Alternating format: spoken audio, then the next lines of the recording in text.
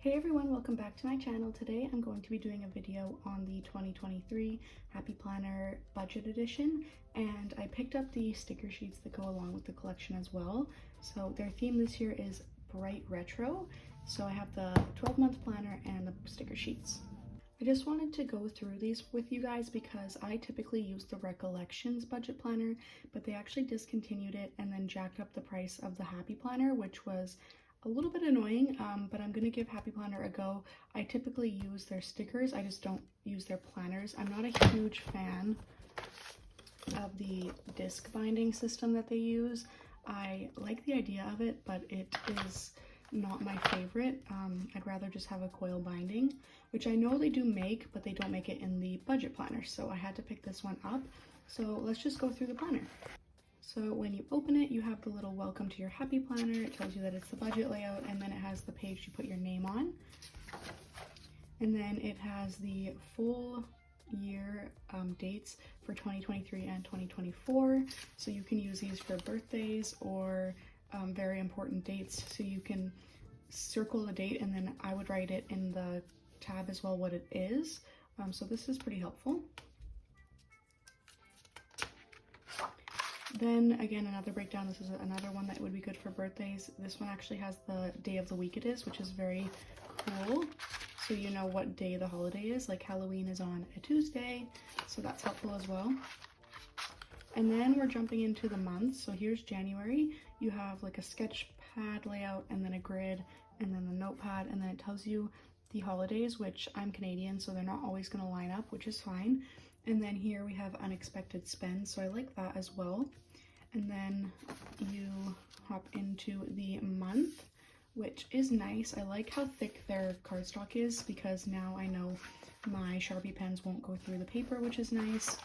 And then here is the exciting part. So here is the monthly spread. So you get your incomes, which I like how it has two incomes. And then you put the date that you get your paycheck. And then here you can put your income versus expenses, which is nice.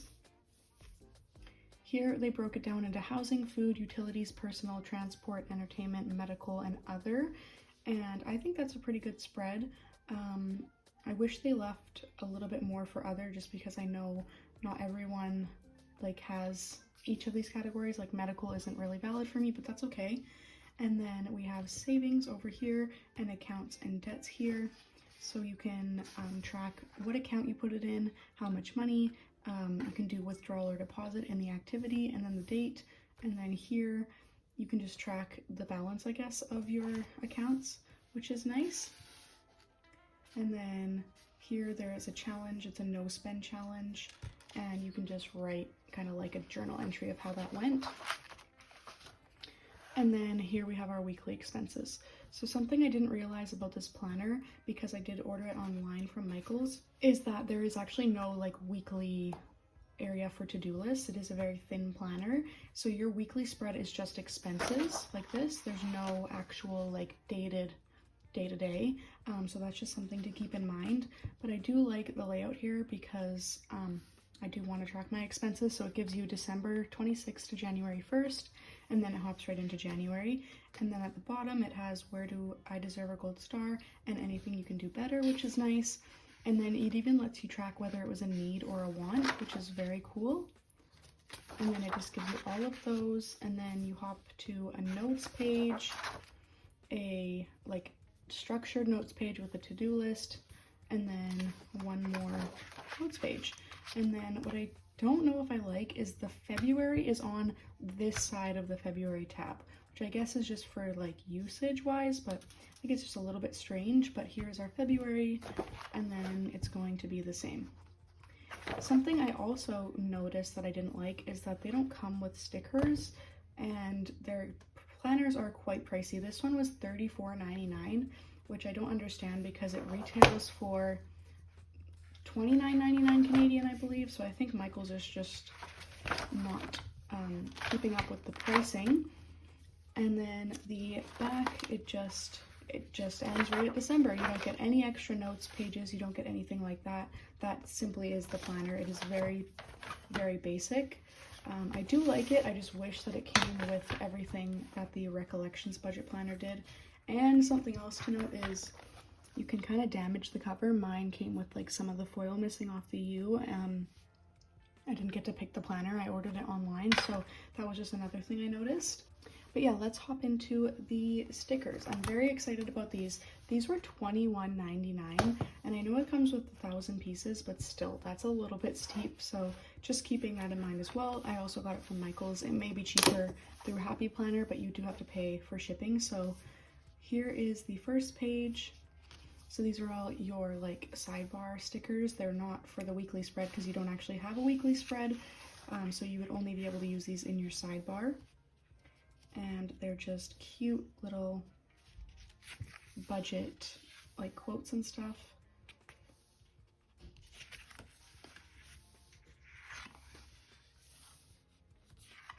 And then we have some Payday clear stickers. And some Bill Do stickers. Something else that I noticed when I was at Michael's is I looked through the first one on the rack and some of the sticker cuts were like incorrect. I'll show you the page that was incorrect. This weekly spending one is really cool if you want to track like certain weeks. Again, you really only have the sidebar of the month to do that though. And then see, this is the page. This page, when I went to Michael's, the cuts were completely off and the symbols were not even in the circles. So really check when you're in store that you don't have one that has a miscut, because it is so expensive and you don't want to have stickers that you can't use. So I don't know, there's a fire. I'm assuming that's supposed to be like a Wi-Fi. I'm not sure what these are for, or is that a sun? I am not sure. And then you have house, gas, car, money, shopping. These are all cute. And okay, it is a Wi-Fi. So here are all your like potential bills, I guess. And then you have coffee run, shopping trip, eating out. You can track like if you spend something on a specific day. And then emergency, repairs, medical, auto payment, which is good to have. And then entertainment, subscriptions, weekend trips. And then these are like bill prompts, so you put the bill here, how much it was, and then when you pay it, you can cross it off, which is really nice. And then on the days that you transfer out of your checking, you can put the savings transfer. It's clear as well. That's really cute. And then a no spend challenge. Again, super cute. Weekly habit tracker, super cute. And then just a bunch of blank boxes. These are always handy for any planner that you have. And then we have Don't Forget and Paid. These ones are not really my style, but I'm sure sometime I will use them when I need them. And then we get into the cool quote clear stickers. So these ones are clear. And I did notice this one had a smudge here. I'm not sure if I'm going to be able to get it off. I just didn't feel like going through every single one because it seemed that every single pad had something wrong with it. So again, when you're at Michael's, just make sure you check through every single page before you grab it. I did see that. It just was the least of my concern at that point. These ones are really cool. I really like these because you can put them at the end, like on your monthly at the end. You could do like the beginning balance and the ending balance, and it has checking, savings, retirements, and emergency fund. And you get quite a bit of those. It's one per month. And then a bunch of just dollar signs, and that is it. So that is the walkthrough of the new Happy Planner. I did pick up the hole punch as well because there were a bunch of pages that I wanted in this planner that it just didn't come with. So I'm going to be making another video on a DIY planner page. So I'm going to show you how I design it on Canva and how I put it into my planner. That will be next week's video.